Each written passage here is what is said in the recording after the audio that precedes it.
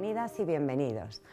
Me gustaría compartir unas pinceladas de varios estudios que he llevado a cabo, que combinan la lingüística, la tecnología y las herramientas del método científico para analizar la relación entre los fenómenos lingüísticos y la sociedad, que se conoce como sociolingüística.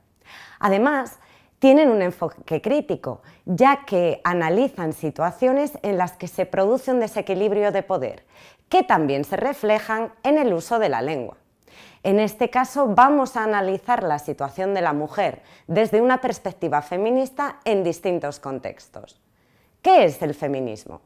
Una corriente de pensamiento multidisciplinar que analiza la opresión estructural que sufrimos las mujeres debido al sistema patriarcal y que también vindica la igualdad de derechos entre ambos sexos. Este movimiento no es nuevo. De hecho, nace durante el periodo de la Ilustración, en el siglo XVIII. Os quiero presentar a dos grandes pensadoras pioneras, Olympe de Gouges y Mary Wollstonecraft. Estamos de suerte, porque hace unos días el Ministerio de Educación las ha incluido dentro de los contenidos obligatorios de filosofía en secundaria. De Gouges fue una filósofa y escritora anticolonialista que luchó por los derechos de las mujeres. En 1791 escribió la Declaración de los Derechos de la Mujer y de la Ciudadana, como respuesta a la Declaración de Lafayette, que solo se centraba en que los hombres blancos adquirieran derechos como la libertad, la propiedad o la seguridad. Enemiga política de Robespierre, la ejecutaron en la guillotina. Wollstonecraft, coetánea de Gouges, fue una filósofa y escritora británica cuya obra más conocida, Vindicación de los Derechos de la Mujer, aboga por educar a las mujeres para que puedan acceder a las mismas oportunidades que los hombres. Falleció por problemas derivados del parto, en el que nació Mary Shelley. Seguro que la obra de Shelley la conocéis. Fue la madre de la ciencia ficción. ¿Adivináis de qué libro os hablo? Exacto, Frankenstein o el moderno Prometeo. ¿Y cómo conectamos los fenómenos lingüísticos con la ciencia y con la teoría feminista? Antes de contestar esa pregunta, os quiero hablar de los corpus y de su utilidad. Un corpus es un conjunto de imágenes o textos naturales, lo cual quiere decir que no se han manipulado o producido expresamente para el estudio. Se utiliza para analizar el uso que tienen las palabras en un determinado contexto. Una de las principales aplicaciones de los corpus son los diccionarios, pero además podemos utilizar los corpus para analizar el discurso sobre un determinado tema de relevancia social. También, como sabéis, los medios de comunicación ejercen una gran influencia entre la sociedad y la opinión pública. Y aquí entran en juego la tecnología y el método científico. En primer lugar, recogimos dos corpus de noticias de prensa a través de Factiva, que es una plataforma online que contiene noticias y datos de más de 33.000 fuentes a nivel mundial. El objetivo general del primer corpus es analizar cómo la prensa ha reflejado la adquisición de los hábitos de lectura dentro del contexto educativo durante la pandemia del COVID-19.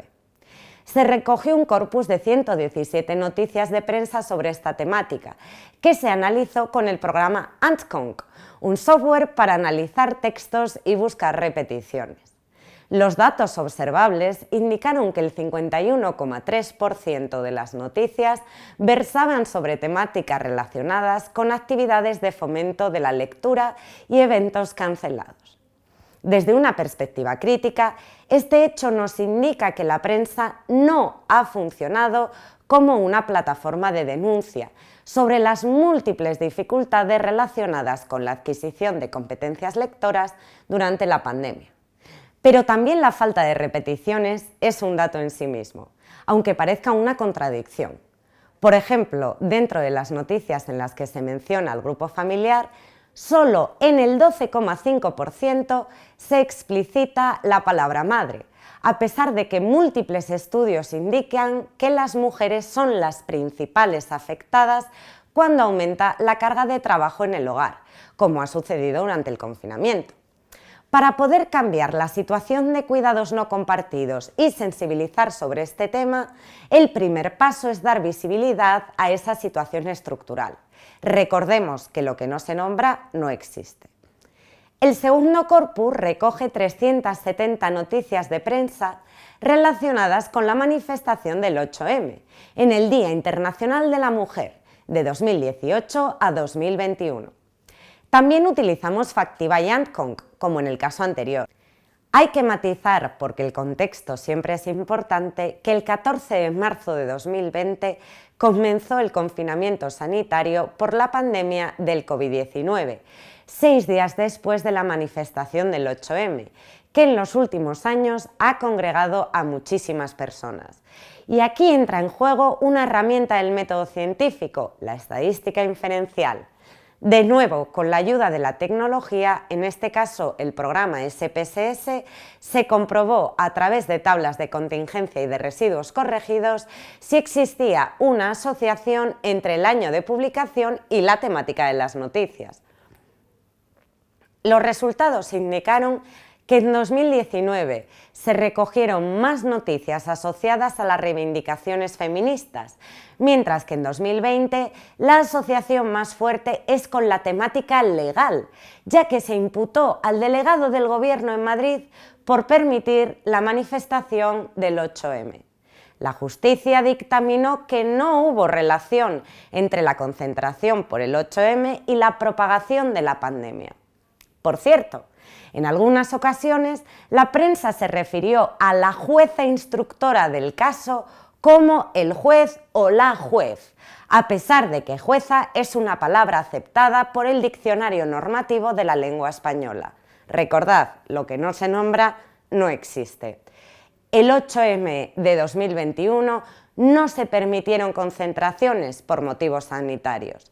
Desde una perspectiva crítica, es interesante indicar que fue la única manifestación que se prohibió atendiendo a criterios de salud. Espero que el contenido os haya resultado interesante y os anime a profundizar en los temas que hemos visto. Y si no habéis leído a Frankenstein, no sé a qué estáis esperando. Muchas gracias por vuestra atención.